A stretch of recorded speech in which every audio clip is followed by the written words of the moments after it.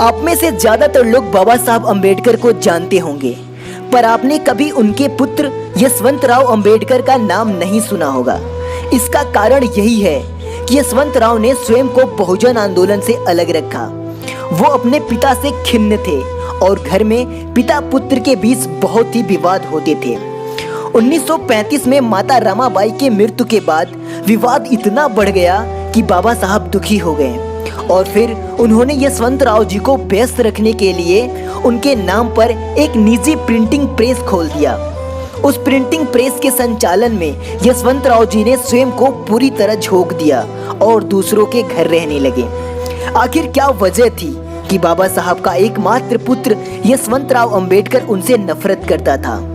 वजह जान के आप भी मानने लगेंगे, यशवंतराव अम्बेडकर का गुस्सा जायज था और वो सच बोलता था। बाबा साहब का विवाह 1907 में हुआ था और विवाह के 5 वर्ष बाद 1912 में यशवंतराव अम्बेडकर जी पैदा हुए थे। यशवंतराव ने अपनी आंखों के सामने अपने 3 भाइयों गंगाधर, रामदेस, राजरतन और एक बहन इंदु को भूख और बीमार से दम तड़पते देखा। वह रोकता था अपने पिता को और कहता था, क्यों करते हो व्यर्थ मेहनत? ये एहसान फरामोश दलित आपको भूल जाएंगे और दिन रात मंदिर में घुसने के सपने देखेंगे। और बाद में यही हुआ। यशवंतराव बिल्कुल ही सच बोलता था।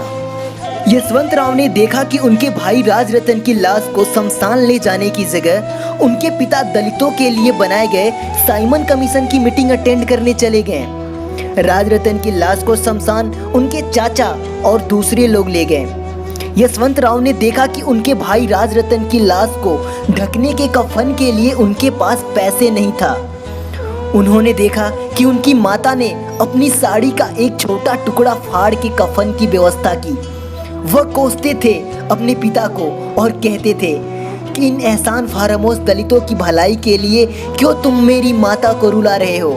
ये एहसान फरामोश दलित आपको भूल जाएंगे। यशवंतराव ने अपनी आंखों से देखा कि उनके पिता तो स्कॉलरशिप पे कोलंबिया में पढ़ रहे हैं और मुंबई जैसे बड़े शहर में अपना खर्च चलाने के लिए उनकी माता गोबर के उपले बना बना के बेचती हैं। उसने देखा कि उनकी माँ अपने बच्चों के इलाज के लिए अपने रिश्तेदारों से बार बार वित्तीय सहायता हेतु विनती करती है और रिश्तेदार इधर उधर के बहाने बना के टाल देते। वो कोसता था अपने पिता को और कहता था कि इन एहसान फरामोश दलितों के लिए क्यों अपने परिवारजनों को दुखी कर रहे हो?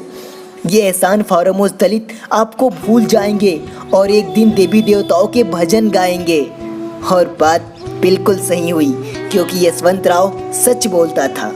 यशवंतराव ने अपनी आंखों से अपनी माता रमाबाई को सन 1935 में भूख और बीमारी से दम तड़पते देखा। इन सब अनुभवों ने छोटी उम्र में ही यशवंतराव को दुनिया की कड़ी हकीकत से वाकिफ करा दिया।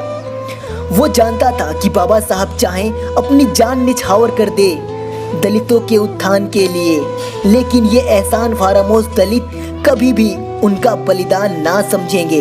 ये गद्दार लोग बाबा साहब को भूल जाएंगे और बढ़ चढ़ के जगराता आदि कराएंगे। और बाद में यही हुआ, क्योंकि यशवंतराव सच बोलता था।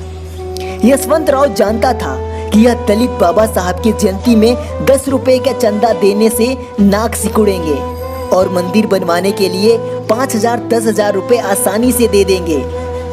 बाद में यही हुआ, क्योंकि यशवंतराव सच बोलता था।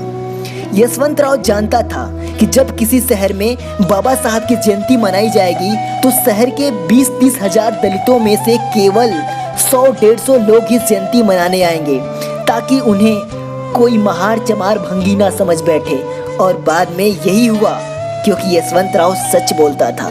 यशवंतराव जानता था कि आरक्षण का फायदा उठा के यही दलित लोग सबसे पहले अपने लिए गाड़ी बंगले का इंतजाम करेंगे, दूसरे दलित भाइयों की परछाई से भी दूर रहेंगे। एक बंगला बन जाने के बाद दूसरे बंगले का इंतजाम करेंगे और दूसरा बंगला बन जाने के बाद तीसरे बंगले का इंतजाम करेंगे। और बाद में यही हुआ, क्योंकि यशवंतराव सच बोलता था।